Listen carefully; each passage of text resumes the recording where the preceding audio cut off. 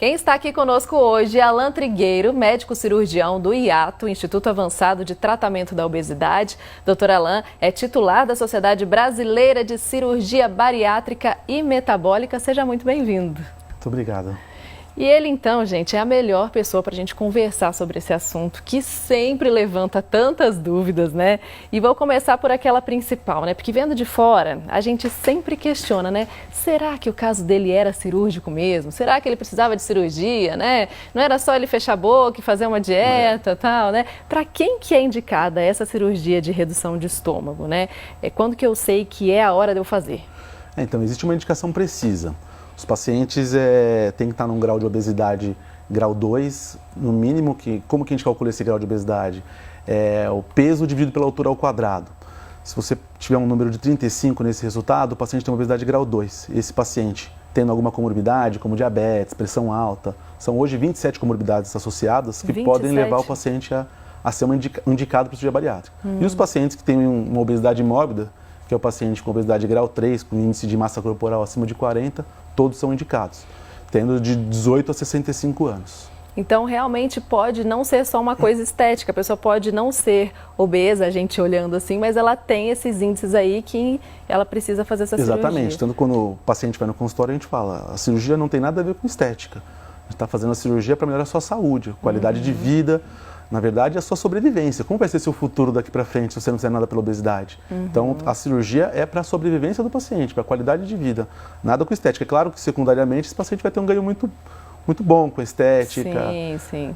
Mas a cirurgia em si é para a qualidade de vida. Outra dúvida que surge bastante, né? Eu vou voltar a engordar depois que eu fizer a cirurgia, né? Vou conseguir comer como antes, né? Depende do que esse lance de você voltar a ter o peso que você tinha antes. Então a gente fala muito para os pacientes quando vão no consultório. A cirurgia é só o início do tratamento.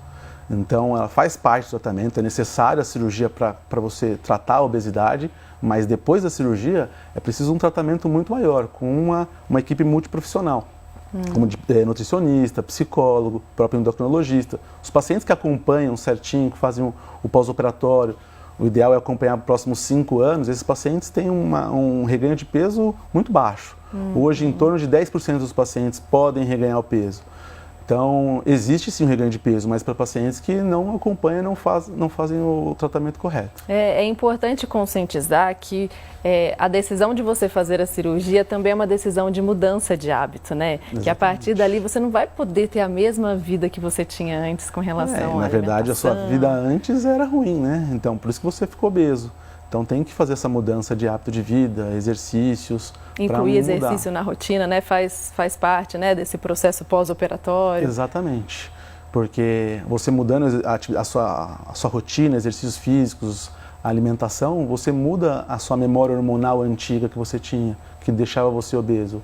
E aí você consegue mudar e ser um paciente sem obesidade. E a gente falando assim, parece uma coisa simples, a gente é só mudar, tá? A gente sabe que não é fácil, né? Você tem que ter dedicação, tem que ter paciência, vai ter algum momento de deslize ali, não precisa se desesperar também, né? O negócio é ter persistência e paciência, né? Com essa rede de apoio que você falou. Sim. O paciente, a gente fala, óbvio que você vai comer açúcar numa hora errada, um dia, ou uma hora, não pode ser rotineiramente, mas acompanhando com o psicólogo, com a nutricionista, ele sabe o que ele pode fazer de certo ou errado. Então ele sabe exatamente quando ele está fazendo errado. Se ele não fizer errado muitas vezes, ele vai conseguir ficar magro para o resto da vida. Agora, se ele não souber se ele está fazendo errado ou não, ele vai fazer errado, vai fazer várias vezes isso e depois de algum tempo pode voltar a engordar. E sabe o que eu acho que pode ajudar também? Você pensar que é uma fase que vai passar. Né? Porque se você fala, nossa, eu vou viver assim a vida inteira, às vezes isso, né, faz a pessoa não ter o controle da situação. Então, o paciente acha que a mudança de vida vai ser muito grande, porque ele vai mudar muito o alimento dele, como se alimentar. E vai ser muito grande, sim, ele vai emagrecer, vai ter outros prazeres na vida, e a parte alimentar vai voltar ao normal, como deveria ser, na verdade. E ele vai se alimentar como qualquer outra pessoa, só que em quantidades menores, com qualquer tipo de comida, só que em quantidades menores, e fazendo atividade física, com outros hábitos de vida. E isso vai levar ele a não ser um paciente mais obeso. Tem como a gente dizer quanto tempo depois a pessoa continua perdendo peso, depois que ela fez a cirurgia? Em média, o paciente pode perder peso pelo efeito da cirurgia por 2 anos. Então a gente fala um paciente que ele vai perder peso, tem paciente que a gente pega fazendo várias coisas erradas, como se alimentando com muito açúcar, até ingestão de álcool na hora errada, e mesmo assim está perdendo peso. Ele acha que está sendo um sucesso a cirurgia. A gente falou, até 2 anos você vai perder peso de qualquer jeito, fazendo certo ou fazendo errado. O problema é depois dos 2 anos. Se você fez tudo errado, você vai voltar a ganhar o peso depois de 2 anos, que é a fase onde acaba o efeito da cirurgia. E aí esse paciente, então, tem um treinamento nesses primeiros 2 anos para mudar os seus hábitos mesmo. Depois de 2 anos mudou os hábitos, para o resto da vida ele vai ficar magro. E você falou do efeito da cirurgia. Existem 2 tipos de cirurgia, não é isso? Existem 2 tipos.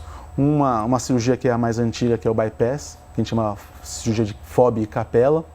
Uma cirurgia que a gente mexe no estômago e também faz um desvio intestinal. Uma cirurgia mais usada para pacientes com obesidade mórbida, com algumas comorbidades como diabetes, pressão alta, colesterol muito alterado. E tem uma cirurgia que é o sleeve, que também não tem nenhuma contraindicação para pacientes com obesidade mórbida, mas a gente utiliza mais para pacientes com obesidade grave, no início da obesidade grave, pacientes ainda que não tem nenhuma comorbidade muito grave, como diabetes, pressão. Esses pacientes, a cirurgia de sleeve vai muito bem. Por isso que tem que ser avaliada de pessoa para pessoa, né? Assim, eu prefiro essa ou aquela. Não, tem que ver o que o seu organismo pede. Eu falo aos pacientes, você não tem que querer a cirurgia, você tem que poder a cirurgia. Então, os exames é que mostram, o paciente é que mostra se pode operar ou não. Agora, mais uma dúvida que surge, que normalmente a gente percebe também, que muitas pessoas perdem cabelo depois da cirurgia. Qual que é a relação dessa perda capilar? Na verdade, quando você faz no início da cirurgia, você tem um déficit alimentar, que a gente força, na verdade, esse déficit por culpa da própria cirurgia, não tem nenhuma alteração na cicatrização. Então as células ficam mais fracas, as células do cabelo, da unha, e a gente dá vitamina, mesmo com as vitaminas, as células podem ficar fracas. E aí lá pelo 4º mês, essas células começam onde o ponto mais alto da sua fraqueza, onde cai o cabelo, onde a unha fica mais fraca. Mas a gente percebe que depois, no 8º mês, quando você começa a ingerir as vitaminas e essas células se transformam e ficam boas de novo, volta tudo ao normal. Então, é só um período, pode acontecer. Não é tão comum. Na verdade, assim, é raro, mas como tem muitos pacientes operados, parece que é muito comum isso acontecer. Você vê muito na internet os pacientes reclamando, mas não é muito comum no consultório. Você tendo também essa suplementação, né, o que você precisa ali, você também evita que isso seja mais grave. Exatamente. Quando você faz a suplementação correta com a nutricionista, a chance de a queda de cabelo continuar é muito pequena. Outra questão também, das mulheres que passam por essa cirurgia, eu acho que existe aquela dúvida, eu vou poder engravidar? Isso tem alguma relação, né? Depois que eu mexi lá dentro, depois de quanto tempo eu posso engravidar? É uma pergunta muito frequente. Na verdade, o ideal é não engravidar com obesidade, né? A obesidade é um fator de risco para o bebê, para a própria mãe. Então, o ideal mesmo o paciente que tem indicação de cirurgia bariátrica fazer a cirurgia bariátrica primeiro, depois de 1 ano, quando a gente tem todos os controles já de todas as vitaminas, a paciente engravidar. Então, o ideal é depois de 1 ano, por culpa desse controle mais certo sobre as vitaminas que vai para o bebê. Então, a gente fica mais tranquilo, depois de 1 ano o paciente pode engravidar sim. Pelo menos isso, né? Mas como a gente ainda continua emagrecendo durante 2 anos, talvez até, né, o mais seguro seria esperar um pouquinho mais. O ideal seria, mas tem mãe que faz a cirurgia, é uma das indicações para engravidar. Então, depois de 1 ano está liberado, não tem problema nenhum. Agora, a gente falou dos tipos, né, de cirurgia. É algo que é reversível? Por exemplo, eu fiz, eu não quero mais, vou lá e vou desfazer. Tem como fazer isso? Não. Não. Uma vez feito. Na verdade, o bypass até é uma cirurgia que você pode refazer, ser reversível, mas não existe nenhuma indicação para reverter. Até existe na literatura um ou outro caso, mas são casos isolados, mas no dia a dia não existe reversão, não tem essa possibilidade. Sim, sim. E agora vamos falar de custos, né? Quando que isso é coberto pelo convênio, quando não é? Então, quando o paciente tem indicação mesmo de cirurgia bariátrica, com aquele índice que eu falei, o IMC acima de 35 com as comorbidades, o convênio é obrigado a cobrir a cirurgia, já está aceito pela ANS, as 2 técnicas, o sleeve e o bypass, e também o SUS, né? O SUS cobre também essa cirurgia com essas indicações. Então, quando a indicação é precisa, o convênio é obrigado a cobrir. E aí, cada convênio tem a sua contratação. Normalmente, os pacientes que começam um convênio, eles precisam de 2 anos de carência para poder operar. Então, tem paciente que pensa na cirurgia bariátrica, que vai começar um convênio, ele tem que pensar que só depois de 2 anos o convênio vai autorizar uma cirurgia dessa. Sim, claro. E a gente está conversando aqui, né, sobre, a gente sabe que o sucesso de uma cirurgia bariátrica depende tanto do paciente quanto da equipe médica também. Eu acho que nunca é demais a gente reforçar que este, como qualquer outro procedimento cirúrgico, deve ser feito em hospital, não é verdade? Sim. Com uma estrutura adequada, com médicos habilitados. Isso também é muito importante e faz parte desse processo, né? Faz parte do sucesso de todo o tratamento, né? Você saber onde seu médico opera, quem é seu médico, qual a formação dele, qual hospital que ele vai operar, os equipamentos que esse hospital oferece são para pacientes obesos. Então, acho que isso é muito importante saber, até para o sucesso final da cirurgia, né? Não pensando só na cirurgia, não, no sucesso final da perda de peso. Tudo, né? Qual que é o perigo de você se submeter a uma técnica que não é regulamentada? A gente não sabe o que vai acontecer no pós-operatório. Então, essas técnicas, existe cirurgiões que fazem técnicas no Brasil não regulamentadas e a gente não sabe quais são os resultados. Eles têm os resultados deles, então a gente não tem a certeza, não tem nada regulamentado pelo Conselho Federal de Medicina, pela Agência Nacional de Saúde, então a gente não consegue ter qual é o resultado. Será que vai ser bom? Será que vai ser ruim? Ainda não tem. A segurança disso, né? A segurança, exatamente. As técnicas que a gente já usa, o bypass visível, já tem um estudo de longo prazo e mostra a segurança. Muito bom.